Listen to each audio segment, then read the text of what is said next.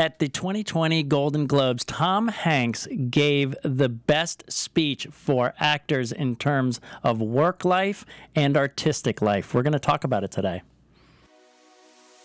Acting Class Weekly with legendary character actor Sean Whalen. Lessons, tips, and insight into the craft and business of acting from a man who's been directed by the likes of Spielberg, Eastwood, Tim Burton, Ang Lee, Michael Bay, Wes Craven, Tom Hanks, and many more of Hollywood's A-list. He is 30 years an actor and your professor, Sean Whalen.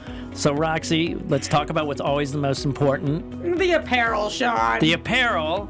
So, there were so many ways I could have gone today, and I literally thought of you, thought of the show, and stood in front of my closet for a while. Are you lying to me? Nope, I swear. And I thought, you know what? Here's what I'm going with. Grounded. Earth, water. I'm just starting this because I have to, the holidays always, you spin out. You spin out like you don't know what day it is, and you know what I mean? Everything's just a weird thing, and then you have to get back to it, and I really need to, and it's a perfect opportunity. My girlfriend's working, like, on this huge project, so she's gone a ton, and so I just need to work on myself and ground and get the exercise routine going, get more organized, do another Marie Kondo, and so I felt like grounded, and that's why I went with the grounded earth tone sweater. Do you feel where I'm going? I do feel what you're doing. It's interesting that you're talking about how it's about what's on the inside, but really it's really about what's on the outside. Well, it's not just about the outside. I do know this sweater looks good on me. It does look good. Because if it was a crappy looking sweater, Sean, coming into 2020 with all of the confidence in the world. Just powering in. Yeah, hell yeah. Just diving in. And as always, with me, having this beautiful discussion about my apparel, Miss Roxy Striar, Miss Phenomenal. Thank you so much, Sean. And woo! Is that audience applause I hear? Yes, happy to be here. And a little late on it. But on top of it, our producer, Mr. Fantabulous, Jeff Graham. That was first year back in 2020 timing, where you're just kind of wiping the dust out. Yeah, we're just shaking off the cobwebs. Yeah. Obviously, I've shaken off my cobwebs. And I feel, because you said I'm... Don't repeat that ever again, Sean. I know, I'm totally teasing. Shaking off the cobwebs? Is that not a term anymore? It was just the way it came out. I want to yes and you, Sean, but you said, I'm shaking off my cobwebs. Oh. Just doesn't, it sounds a little creepy. Well, it's more just like, not hip. It's a thing you wouldn't want to say in a bar. No. I'm just shaking off my cobwebs. I was leaning into the fact that Roxy said I'm very confident, and I had no cobwebs. You know what I've been told? When you have to explain a joke... Okay, so moving on. Today we are talking about speaking of confidence, Tom Hanks' speech at the Golden Globes 2020, getting his Cecil B. DeMille Lifetime Achievement Award speech was so great, and I was just sitting there watching it going, I think I need to talk about this on my show. Yeah, I'm happy you did, and I'm excited to hear your takeaways from it, Sean, because as somebody who has been 30 years an actor, I think that it's really interesting that this is the speech that you picked out. There were so many incredible moments at the Globes this year, from Kate McKinnon and Ellen DeGeneres to Michelle Williams, bunch of different things. Ricky Gervais's opening monologue. There's a lot of different huge speeches, even Brad Pitt with being kind to people. Yes. But this is the one, Tom Hanks was the one that you felt like emulates actor life and life. So cool. I think it kind of covers it. And most importantly, as I said in the cold open, the business and the art, which is what this show is about. Show business. Yep, show business. Whoa. Yes. So today on the show, we are going to talk about the speech. We're going to break it down. Within there, I'm going to throw in a little... No, this is the in there. Do you like that? That little gesture? I hated it because you did like these I know. I was hoping you wouldn't... I was hoping it was under the camera. So weird. It was so cobwebs, strange. fingers. So I'm not. So even though I'm coming out with confidence, I'm embracing my hiccups. I'm embracing my hiccups. And you gave me a artistic criticism, and I'm not going to ruminate it. I'm going to move past it. Oh. Okay. So let's see how that goes. I think I got to stay away from all that. May the force be with you always. Yeah. Within, do the Baby Yoda, and then I'm exhausted. Yeah. Then I would say within that, I'm going to drop in a little Charlize Theron on the set of That Thing You Do moment. And then at the very end, I will tell you how, even though I ended it so well with Tom Hanks, I think he had a bad taste in his mouth due to a mistake that was not my fault. And I will explain that story. You pissed off Tom Hanks. Yeah, how can you do that? And I think I did just for something. See, he's back on it. Wow, what's worse, pissing off Tom Hanks or Mr. Rogers? I would say Mr. Rogers. That'd be really bad. It'd be really hard. But awful. according to the movie, he had anger issues. That's true. That he had to work on every day. So that's what's happening in the show. But before we do that, we are going into my week with a fresh, let's hit it with a fresh beginning of the year, Sean's week. Can we do that? Ready? 1, 2, 3. Sean's week. I liked it. I think it was very Andy Warhol kind of weird, but I think it Felt a little more Picasso-y. But it brought it was There was an ear. Yeah, I mean, A nose over there. Some dolly dripping clocks. What I feel like though is it covered all possibilities of the year. Well, there were because the so many possibilities flavors, are endless endless. and flavorless. They can be all flavors. No, that would be flavorful. Flavorful. The possibilities being flavorless is the most depressing. Right. sentence No, the ever. possibilities are flavorful because it could be anything Oh that my happens. God, the possibilities are flavorless. As you can see, confidence is there. Execution hasn't caught up yet, but it's getting there. 2020, baby. 2020. Here we go. But so my week. Okay, great holidays. My daughter came home from college. It was very strange because now she's 18, and so I go, "Hey, we're doing this tonight." And she's like, "No, I'm not. I got plans with my friends." And I go, "Oh, that's right. Like, I don't have that jurisdiction over her anymore." Yeah, you sent me a text about that, and I was wondering if that meant with like significant others. Was she doing things in the house? Her significant other is back at college. Okay, so no, it's you just meant she has more plans. like friends, plans, things. Plans. Oh no, I got to run to Target and I have to exchange this, and I'm going to go to lunch with so and so, and it was like, oh, that's right. She's kind of like moved into the roommatey almost. Do you know what I mean? Like She's an adult living in your house. I can't make a demand, which is a little harder on the younger sister because she's like, oh well. I go, yeah. Slow down. You're not there yet. A couple of years. But we had a really, really good time. The main thing was we had all these traditions that we do every year exactly the same way. And this year, she was working and she'd be like, I'm tired. And we go, oh, I guess we're not doing that one. And my girlfriend said something very smart. Take all the traditions, lay them out like a buffet, and let's pick and choose which ones work and let the structure go. What is the biggest one that stayed? Oh, no Rudolph the Red-Nosed Reindeer. That's the biggest one that went. Oh, that's the biggest one that went. You didn't listen to my question. I wasn't listening. No. Yes, Okay. and. Yes, and. The biggest one that stayed is always Grinch, Who Stole Christmas original. Also, all movies. No. Specials. Oh. That's a pet peeve of mine. Specials. I'm Jewish. Give me a break. But no, We you're didn't not the only one. we There's didn't so have many any. people that say Grinch Who Stole Christmas, the half-hour cartoon, is a movie. It's not a movie. It's a TV special. What's a special? A special I is, know what a it's special before your is. time, so I get it. You know, it's a But I'm TV just saying, special. like, are you not calling Rudolph a movie? No, it's not a movie. It's a 50-minute TV special. Jeff? It is. I don't exactly know where I sit on this, and I'll have to get back at the end of the show. Wow. But still, Sweden or Switzerland again, 2020. Sweden has opinions. Yeah, Sweden has opinions. Switzerland. Does Still not. Switzerland in 2020. And then, so I didn't really work with students and stuff, the holidays and things. But then I had an audition today where Amy was at Disneyland, my coach that I go to, so she couldn't go. AKA your daughter. AKA my daughter. And it was very specific. It was Shakespeare related, and I had a friend who does Shakespeare, and so we Shakespeare related, like Shakespearean speak. Kind of, yes, but I can't talk about it Okay. more than that due to NDAs and things like that. But my point was that I knew he did it. He came over, so generous, so helpful. Wait, who and came was over? And my friend Bob Buth, Robert Allen Buth, he is from the Groundlings. We did Groundlings together. An amazing craftsman, amazing artist. He does a lot of puppetry. He's learned clown work. He's done really interesting artistic stuff. Sean, when he comes over, does he give you notes or he just helps you tape or how? He did notes because he knows Shakespeare really, really well.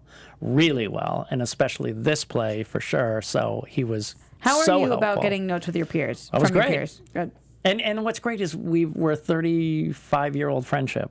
So he can be blunt, and he can say, no, listen, what you're getting is this. Let's try to add, and then you see me. I actually was fun to see the other side of when you start one way and you give direction, and then slowly it changes, and then it slowly kind of goes back to, you know what I mean? And that's happened to me before by doing it, and then you hear it a few times and go, you know what, actually I should go back and try that, So that was really good.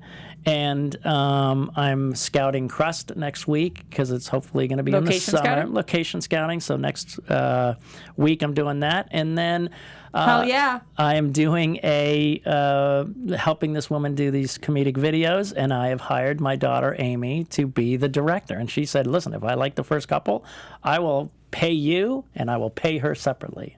So that would be a great little gig for her. What are these videos? YouTube? Again, one of these things I can't go into, but they're little comedy things. But I already, this is why my daughter's so talented. And she did agree to come in and do the show one time to just talk about, working with me and stuff like that. But she said, no. And I said, listen, I think this would be funny. She's like, no, I don't love that.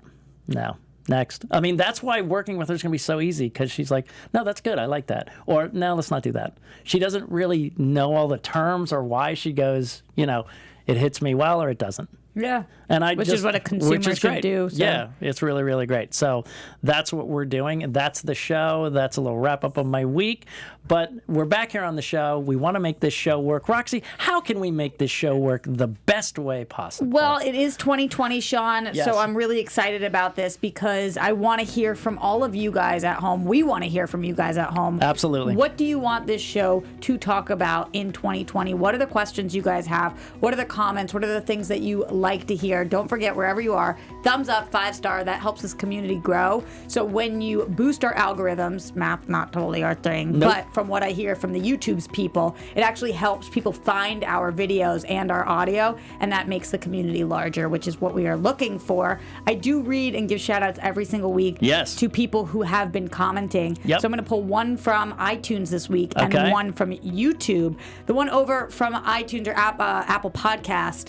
See, I'm hip. I'm cool with the times. You are. I know that they keep up. This one says, awesome podcast with 3 exclamation points. Wow. It is coming from Clarice Gomez. And Clarice says, Sean, host of Acting Class Weekly podcast, highlights all aspects of performance arts, acting, and more in this can't miss podcast. The host and expert guests offer insightful advice and information that is helpful to anyone that listens. Wow. We really Thank you appreciate very that. much. Thank you for the 5 stars. You're awesome. And I hope you continue to listen to the show Please and enjoy do. it. This one's coming over from YouTube from our last video. Got it. Coming from Mimo Act. And Mimo did have a question, so I'll read the whole Okay. thing and hopefully we can try to address this. Mimo says, hi, I'm a big fan of the show and I've been acting for about 1 month. Okay. I have a question. Yes. How long should I wait before getting an agent? It's been 1 month since I've started. I'm just wondering how long I should wait for. Thank you.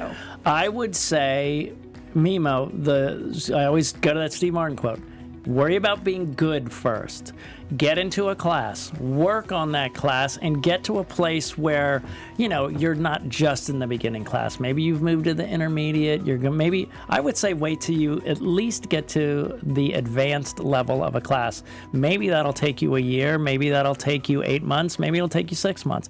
Who knows? But I would get to at least the advanced level where you're feeling comfortable, where you've got a solid technique, But to get that agent, start now at trying to create your own content and let that grow, and try to self-tape scenes after you've probably got into intermediate for yourself and watch your growth. But I would say do the work for now. Do the work for now to at least 6 months to a year. That's what I would say. Okay. So, well, thank you guys on iTunes, on YouTube, everywhere you are, Spotify, SoundCloud, we're everywhere. We really appreciate that 5 stars, that thumbs up, that subscribe. Hit that subscribe so you know when our episodes are going. Yes. You guys are the absolute best. And comment if you want to get a shout out on the show or have a please question do. to ask us. 2020. I don't know why I shouted that. I feel like saying that all the time after every It's sentence good because it just means it means we're present. It means we're attacking the moment. It's a whole bunch of things. For today's episode, Sean, anytime you're transitioning from one point to another, I'll just say 2020? 2020. Mm-hmm. All right, here we go. 2020. We are moving into this speech. Listen, do yourself a favor. It's all over the internet. If you can, watch the speech. If not, read the transcript. It's actually really better to watch to see him be present and emotional. But he covered so many things, and there's also things we're going to talk about that he didn't actually cover, but just by him doing and saying makes him more, why is he America's favorite, actor? He is the Jimmy Stewart, or Danny Roebuck said he stole from Jimmy Stewart, right? So he, again, who you're talking about is Tom Hanks. Tom Hanks, yes, exactly. So Tom Hanks at the 2020 Golden Globes got a Cecil B. DeMille Lifetime Achievement Award, and he got up there, and we'll just break it down moment to moment and talk about certain things. So firstly, he said, I would pay to see any of the people that I've been nominated with get their cars washed. That's what he opens with. So what does that say to him? Not by saying, oh, I'm humble. No, he showed humility. He showed that I don't think I'm better than you. I deserve this because, I deserve this and you don't. It was humility. He showed humility, knowing that you have a lot to learn, knowing that you're not the best. Just by showing that is a likable trait. Why do we love Hugh Grant and Richard Curtis, the guy who do those? Because they're always self-deprecating in those movies. They always talk about, I'm an idiot and I can't do this or whatever. Jokingly, lovingly, they're not self-abusing themselves, but it just shows humility, and that is a huge, huge thing. And then, right off the bat, he explains he has a cold and is a mess and is emotional. And, some could say, oh, well, now he's making excuses. Right? I don't think it was an excuse. I think it was self-deprecating, saying, oh, I'm going to do my best. Even though I'm sick, I'm glad to be here, and I want to do my best. What did you feel it was too self-deprecating or an excuse? My question to those people is, an excuse for what? It's not like he showed up on set and said, I have a cold, or sorry, I can't do the work, I have a cold. So what, an excuse for not giving... a better maybe speech? A better speech, or becoming emotional. But he obviously takes stuff seriously, right? So he wants to do his best. So maybe, do you know what I mean? Yeah, I just don't think that I would ever look at it that way, because it's not like he didn't turn in his homework. Yeah, that's true. So it's such a weird thing, because I've seen people say this. He's making excuses for what? Yeah. To who? Yeah. What? Yeah. Such a strange word choice. Yeah, I could see why some people would do it, because you never want to just lay that out because people don't really care.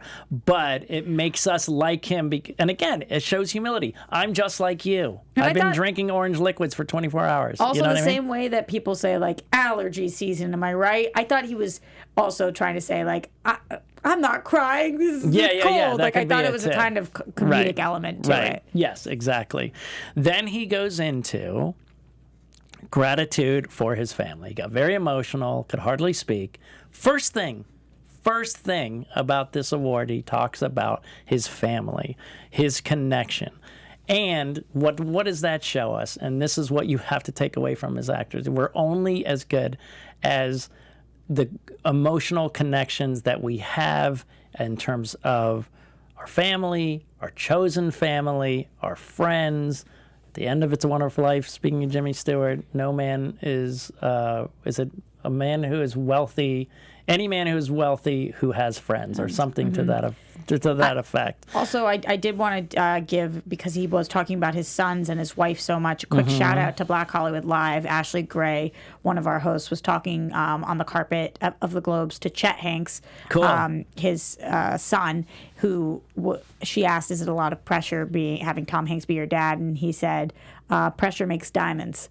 And I thought that was such a cool What quote. a cool response. Yeah, I thought that was really a cool quote. And you can tell how much his kids love him as well. Yeah. So I feel like this was a really a big moment for the entire family. And listen, you and I were talking right before this, talking about the deathbed test. At the end of the day, you're going to think of the connections, the emotional memories that you have with people you care about more than, oh man, I wish I would have nailed that series for Netflix. Do you know what I mean? Mm-hmm. It's going to mean a lot more. So again, that's good for all of us. Make sure you have that balance. I know people who have thrown themselves just into the, people go, oh, Joaquin Phoenix, he's just, sure, but he still had a girlfriend there that he obviously has someone he connects with. And I guess their whole thing is that they stay secluded in their Hollywood house and they're just homebodies, is Rooney Mara, yeah.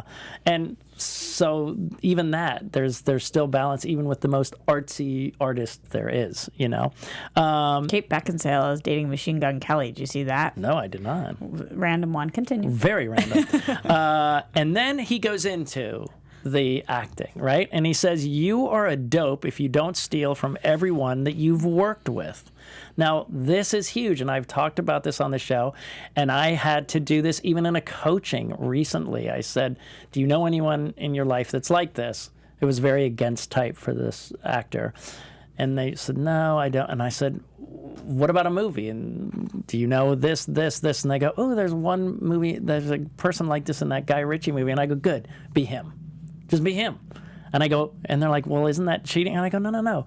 You can't be him regardless, but if you get the essence of what that person is. I've talked about this on the show. Johnny Depp said, I'm a pirate who is against all odds, keeps living regardless of all these things that happen to me. And he said, oh, and Keith Richards, he stole Keith Richards. He said, who's Mrs. Potts? And Angela Lansbury in Sleepy Hollow. He goes, I just did Angela Lansbury. Cam on Modern Family says, I'm just doing my mother. It's just the essence of people. And and Beach Boys, there wouldn't be a Sgt. Pepper if Paul McCartney didn't hear Pet Sounds from Beach Boys. I mean, this is it's the evolution of art. We learn and change and get influenced by others. I took this sentence a little differently. Okay. When he says, you're dope if you don't steal from everybody you've worked with, I took that more like you can always learn and you can always grow, and look at the things that when Charlize was giving her speech to him, and she said, you gave me those 5 extra minutes because you knew I needed it. Hopefully then the next time she's working with a young up-and-coming actor, she does the same thing. So you said it more the pay it forward. Less pay it forward and more like you take the practices that work from people and you apply them. So you see what people's methods are and you see how they act on set. And if you see that somebody like a Tom Hanks, even in the scenes that you're never seeing his face in, is on set for every take, and you work with him, hopefully you borrow that and realize that's what a professional does. Yes. So I took it. Tony Robbins calls it modeling. Yes. Modeling and guess what? With behavior. Yes, and it shows more humility. Again, meaning I didn't walk in and think I was the best one in the room. I always knew I was surrounded by good people, and what could I take? So yeah, that's it. Kind of hits the more humility part that I was talking about. The same thing. Bless you. Sorry, Sean. 2020. Now, Charlize's 5 minute story, then she had mentioned, as Roxy said, that she was really nervous. He stepped out for 5 minutes because he knew she needed to regroup. He says, oh, actually, the 5 minutes I stepped out to say, I need this girl in my movie, and we're going to make it work. She was really great, and I have spoken about this audition. I'm 90% sure of it. If I'm not, sorry for the repetition, but when I auditioned for that thing you did for Tom Hanks, I was doing a funny bit, and he had a piece of paper in front of his face. The other people were all sitting there, and he had a piece of paper in front of his face, and I thought, oh my gosh, am I tanking? Am I not? I mean, I didn't really, it didn't change my audition. I just did it, and I noticed it, and I thought, okay. And then when it stopped, he dropped the paper and was laughing so hard, and I said, it's okay, you can laugh. I don't mind if I see you laughing. He goes, yeah, but I don't want to take you out of it. So it's the same thing. He's trying to be courteous and again, for the same movie. And my little shout out, I told you I'm not going to do a hand gesture, insert a story. I tried to find one. For insert, I think we're There's better an off without the hands. Nope, stop looking for a it. lever. Can I do a lever like For a insert? machine? Oh God, it's all bad. No. There's nothing. No. No. Okay. Maybe like I was with your trying to head. do like an Oreo. Insert my head into a cone-ish type hat. Yep. Thank you Yes, for that. yes. Thank you. Yes, and. And? Yes, and. The hat has flowers yes, on and the it. hat. Yes, and the flowers are purple. Okay, and then 2020. 2020. She and I were bopping to the music at the after party. She is in. Charlize Theron and myself at the That Thing You Do after party. We're standing. She was very sweet and very cool, and we were laughing and talking, and we were just really bummed that no one was dancing. And we were like, do you want to be the first one on the dance floor? Do we care? And then we're like, oh my God, we're at a rap party at our, at a Tom Hanks movie. It was her first, big movie. We're like, who cares? And we went out there dancing, and she's so much taller than me, and we just rocked it. And it was that kind of thing like, we're going to go out there, and then so many people are going to come out after, and no one did. It was my just God. us two for this one song, but we had such a blast. So that's my little story from the after party of a set. I have to tell you, Sean, I Yes. think there's probably 50% of the people listening right now who would cut off one of their arms to be you in that story. Yeah, right? Yeah. Like, I had no idea. She was just a cool young actress that Yeah. was in this movie with me. And then look where she went. 2020. going. Damn. 2020. Red. Then he talks about the moment of that filmmakers make movies shot by shot. Now, I've talked about this in the mental health one, that I believe life is a series of moments, and expand the one, accentuate the positive and minimize the negative. Let the negative moments pass, soak and relish into the positive moments. But he was saying that's how a movie is built. A shot, each angle, all of it is part of the brick that you put into the wall of building that movie. So he was saying you have to maximize those moments. And in this thing, he talked about all the people who come together to help him really get there and be there, fully present at that moment. So it speaks to so many things in just this one moment. One, that it's a community of people. It's not just him. It's all the set people, the makeup people, all the people who have to come together to make a movie work. I have had moments on the show, La Femme Nikita. I did this amazing scene where they had the close-up on me, and I was having a very emotional speech, and I had the Denzel Washington tear like perfectly timed saying, but I just want to do better. And there was slow tear coming down my face, and it was just, I was so happy. The woman who was playing Nikita was saying that was so amazing. And the light guy goes, yeah, we had a flare in there. We're going to have to do it again. So, I mean, it's all of us that all have to be together to make it happen. So he talked about that community, and also that you have to bring it. You have to bring it. They have to show up and make sure that their camera's solid, that there isn't a flare, that there's a microphone, doesn't fall into the shot. We all are there to support each other for those series of moments that we all do our best for those moments. So we all get together, prepare, get ready, and then nail those moments. I also hope that this helps young aspiring filmmakers out there who feel really daunted by the task of making an entire movie, because I like the idea of thinking about it as shot by shot. Yes. And I think that makes it more palpable, more tangible, more like inspiring that you can do this if you think about it bit by bit, piece by piece, as opposed to how the hell do I put on this entire thing? Like I said, I'm shooting this thing with my daughter, and we are the same. We are both scatterbrains. Her and I are the same. Because you'll say, if you say on one end of our house and go, hey, will you go pick up that thing on the other end of the house? By the time you don't even know what you were going to, because you've seen 5 different things on the way. We're definitely, what was it in Up or whatever, when it was squirrel, or what, they always get distracted. That's us. So for us to shoot this thing today, we're going to have to do it like that to keep us both grounded. But yeah, it does break it down. And it also talks to the faith in the process.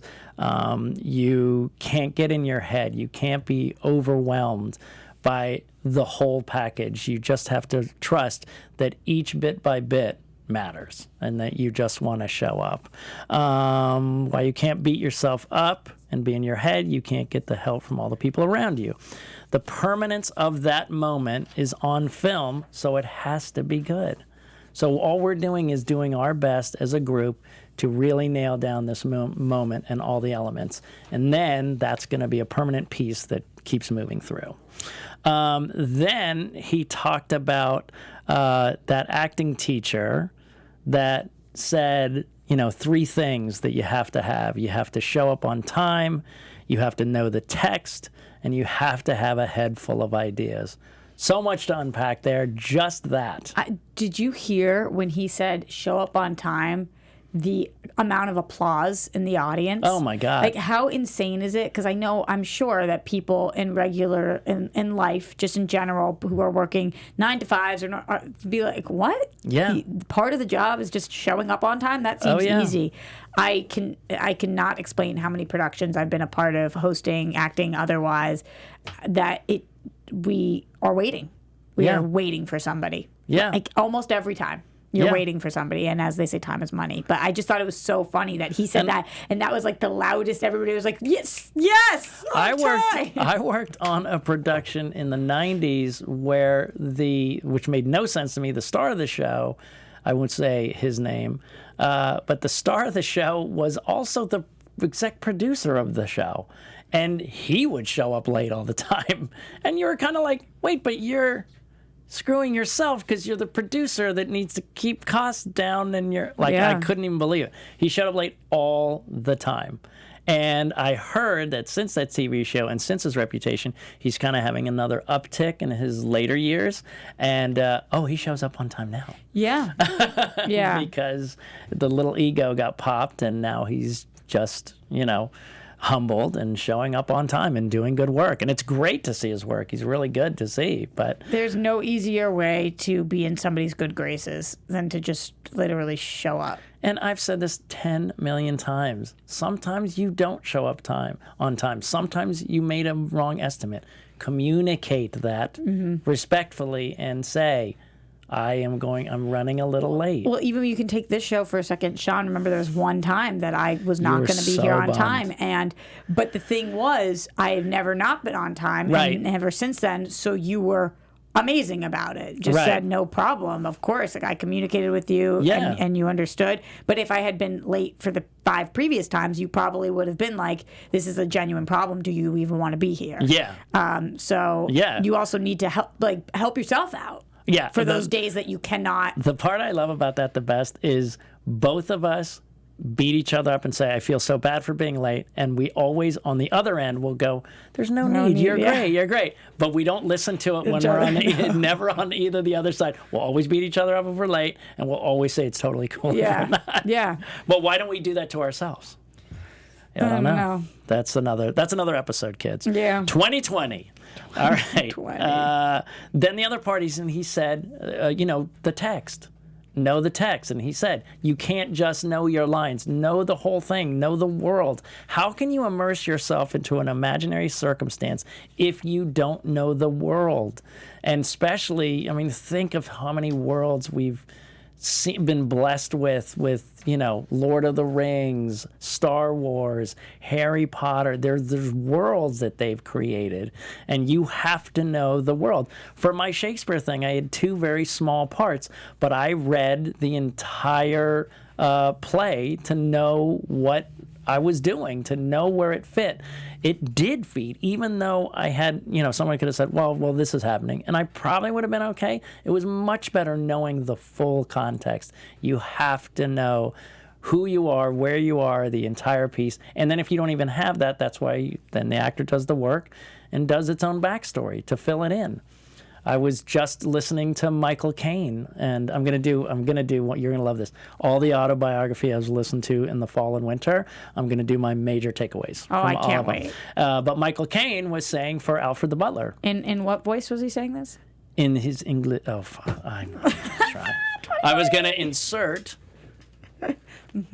I think that's almost worse. I think so too. It's a little 'cause worse. My mind goes to, it's not a we hat. always no. not a I flat know. purple I know. flower We know what we're hat. saying. No. We know what we're saying. And so he said that Alfred used to be an army person, like a special operative person, and then he had to protect someone, special president or a prime minister, and then, Bruce Wayne's father saw that, and that's why he got him in, because he knows he can serve drinks and things like that, but if he needs to, he can really step up and protect the son.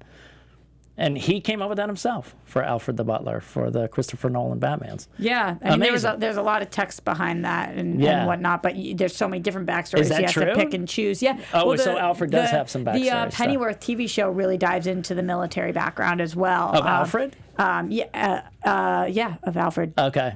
Okay. And they have gone into it, but there have been different things. But especially with that, there's so many places to choose from, and he's not the main character of the movie, Right. so you have to figure out your background. Yeah. which is kind of cool. And he said his voice came from stealing from his life. Not another actor, but stealing from his, when he was in the military for 6 months not in North Korea fighting. He did his sergeant. His first sergeant. That's where his Alfred voice came from. And then this is the one that I love, full of ideas. This comes to so many things I've talked about. Creating your own content, collaborating in an audition. You can't collaborate with someone who doesn't bring anything. So a casting director cannot collaborate with you unless you have your ideas. And this is what I loved. And this is what everyone's afraid of. Well, I don't want to screw it up. And Tom Hanks said, you can always cut it out. You don't have to use it. When I was doing Never Been Kissed, I told you guys I came in and I would have 10 pitches for her for jokes, and she'd use 4 of them. So that means 6 didn't get used. Wait, question for you. During this part, he said something like, I'd love to see those outtakes, right, Marty? Right, or something like right. that. For what was he talking about there? I think he was making a joke about for Irishmen? Yeah, or for was the he talking Irishman. about something? I thought he was talking about the Irishman, because could you imagine what those those would 3 look like, guys, together, Pesci That's and what De I Niro? thought so, Yeah, too. that's what I thought. So, you come with ideas. You're not just there to, recite the lines. I love that he said, know the text, be on time, and a head full of ideas, because they're hiring all of you. They're not just hiring the face and the lines. And unfortunately, that's what actors think. They just think it's the face and the lines, and that is not the case. Real quick, just if our fans are listening, and I wonder if they wondered too, is it possible he was referring to lost Catch the time. Me If You Can? I was thinking about that as well. I didn't know. And like if he had notoriously... I Wait, had did thought about that. Scorsese direct Catch Me If You Can? Yeah. He did? I'm pretty sure. No, he didn't.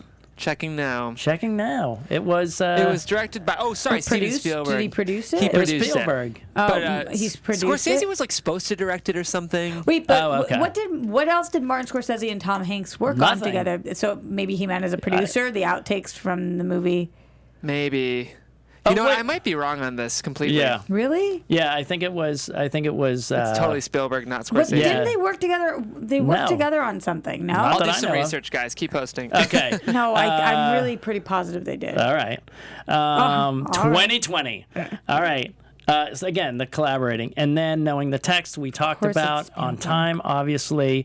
And then what was so wonderful is then he talked about checking the gate.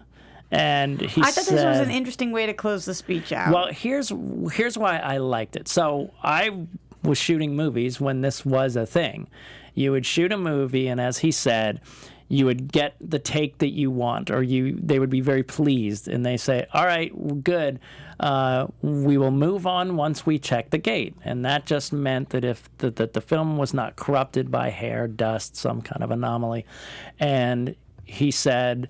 And then when you'd wait for like 2 minutes, the cameraman would go in there and fiddle around for a little bit and then just say, all right, the gate's good, moving on. Mm-hmm. So that, to me, what does that go to? The moments.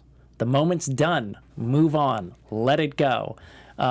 You can drop that audition into the trash can and leave. Check the gate. The gate's good.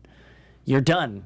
You can't run back in there and go, oh, I had another idea. You're done. You're done your audition. Rip it up. throw it in the trash can. Today, when I finished my one, I worked on it for several hours with my friend. He was really hard on me in the best way possible, pushing me to be better and better and better and to tackle a text that was not easy.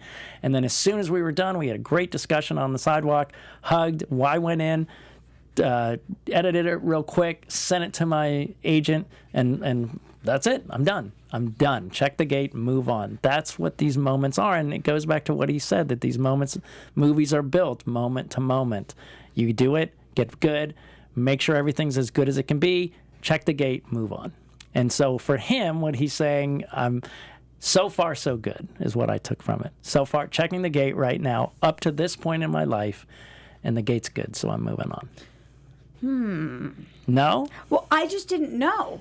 I didn't know when he said, I've checked the gate is good, what he was referring to. Because if you... I know what checking the gate is. I didn't know if he meant his own life. I didn't know if he meant Hollywood. I didn't know if he meant tonight winning this award. I think he meant all of it. I think he meant all of it coming together, that it is good, that I feel good about, what's been happening, what I've learned, how it's gone for me so far. It was just a final button on. Yeah, I'm moving on from here with confidence that so far so good. Okay.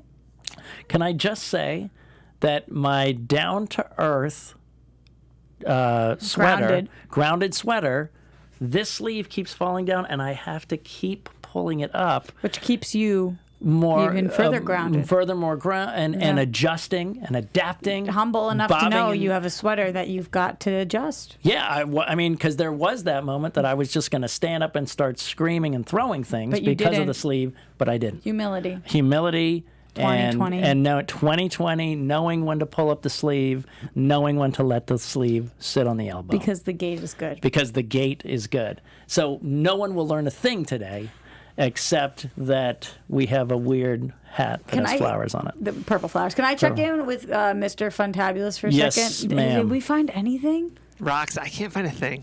Wow, why did we both think that? I have that they had no worked together? clue. Probably because Leo works with Scorsese so much. Yeah, but why would I think that? Because Catch Me If You Can was definitely more not a Spielberg movie, but more of that a one flavor I have no excuse for. and But a Leo. they've never worked together. No, I would never. I guess they're just everybody's friends. Guess who else? Guess who else? What? Tom Cruise never worked with him. Scorsese. But has Tom Cruise hasn't worked with a lot of directors. Like, has he worked with Spielberg? He doesn't. Yes. Tom Cruise doesn't. Are you kidding? Minority Report, War of the Worlds. Yeah. War of the Worlds. You're right. Yeah. I just think that Tom Cruise doesn't strike me as a Scorsese actor as much as a Tom Hanks does.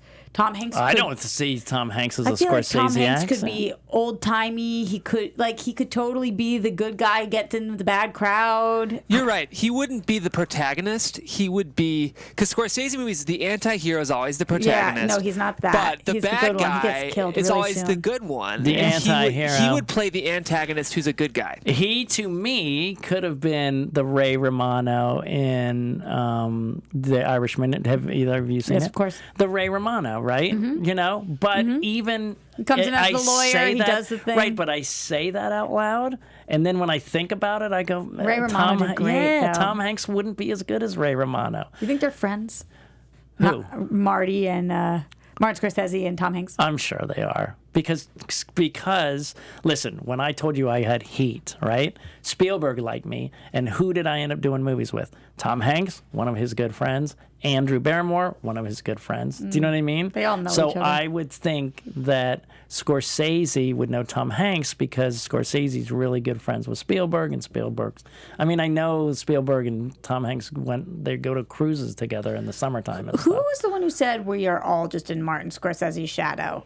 I forget. That was a great moment. That was a great moment. Oh, wait, the director, wasn't it? The What director? I think it might won, have been Sam it was Mendes. Sam Mendes. Oh, for 1917, yeah, he did. Because when he won, he said, we're all just in Martin Scorsese's shadow. Yeah. That was amazing. All right. I love when they pay homage to each other like that. Yeah. So watch the speech, take from it, learn from it. He's giving you life lessons in living life and how to be the artist and how to be the professional. It's a fantastic speech, and that's my breakdown and analysis of it. But I possibly annoyed Tom Hanks.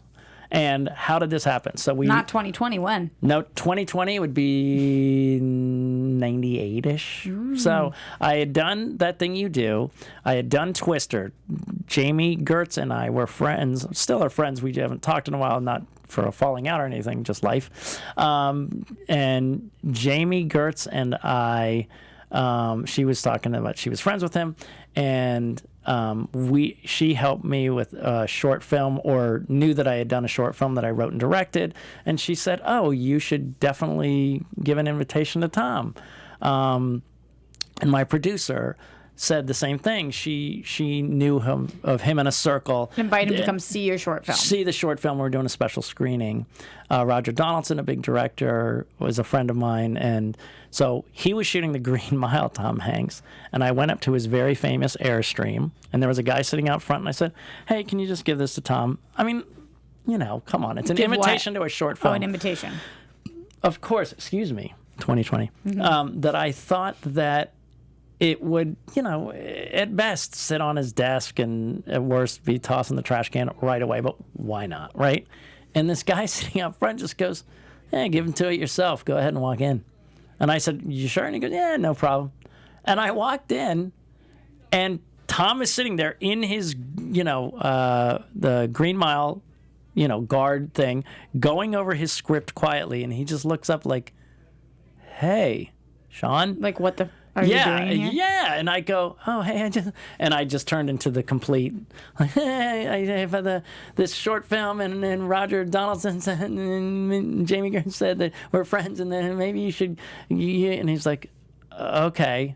Okay." I mean, you could tell he was in the midst of his process. So you were on set because I was on Warner Brothers lot, and I knew he was there. Oh, okay. Or sorry, was it Paramount? I forget. You were It was working on Paramount. something else. I was working on something else. So then I said, "Yeah, that guy said it was okay to come in," and he goes, "What guy?" And I go out, and there's no one sitting there anymore. I thought it was his person. Like the studio person. It was just some schlub that was probably walking by and go, "I need to sit down for a minute," or something. And I thought, "Oh my God." And then, of course, by saying, "Well, that guy said it was you know what I mean?" And Tom's like, "It sounds annoying. Oh, It no. sounds like I'm making it up too." And Oh, it was no, all bad. And I Sean. remember walking out just going, "Oh my God."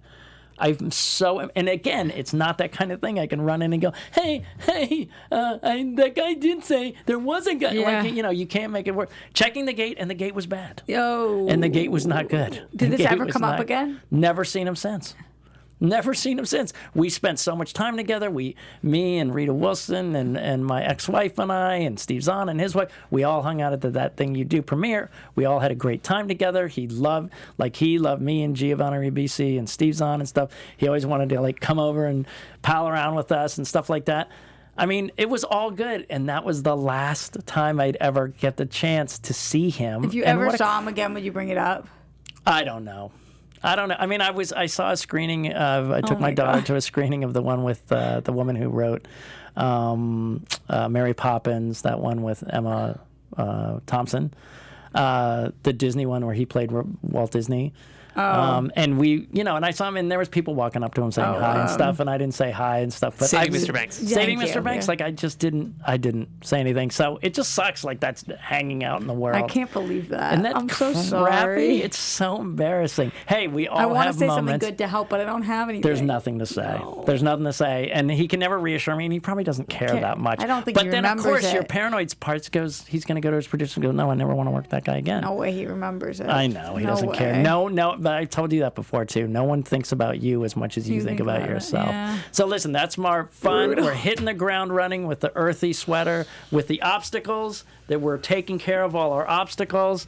We're sticking our heads in purple flowers. We're inserting things. It's all crazy in 2020. With permission from the With flowers. total consent Yeah, thank from you the for the hat, flowers. for letting me Yes, insert myself. We're gonna call it. I'm Seems like checking the the end gate. of the I'm episode. checking the gate. They're checking the gate, and the gate will be good. Where can we find you? Everywhere at Roxy Striar. And Mr. Fantabulous. Twitter, Jeffrey Seagram. Instagram, Jeffrey Cranegram. And me, I changed my Instagram name to Sean Whalen Actor Official. So you can find me a lot easier. A lot of people couldn't find me at That Guy SMW. And then on Facebook, on Sean Whalen Peeps. For now, there's going to be some changes. Okay. So, as always, thank you for letting me be part of your journey in 2020. Our founder, Keven Undergaro, and me, Maria Menounos, would like to thank you for tuning in to AfterBuzz TV. Remember, we're not just the first, we're the biggest in the world, and we're the only destination for all your favorite TV shows. Whatever you crave, we've got it. So go to AfterBuzzTV.com and check out our lineup. Buzz you later. The views expressed herein are those of the hosts only and do not necessarily reflect the views of AfterBuzz TV or its owners or principals.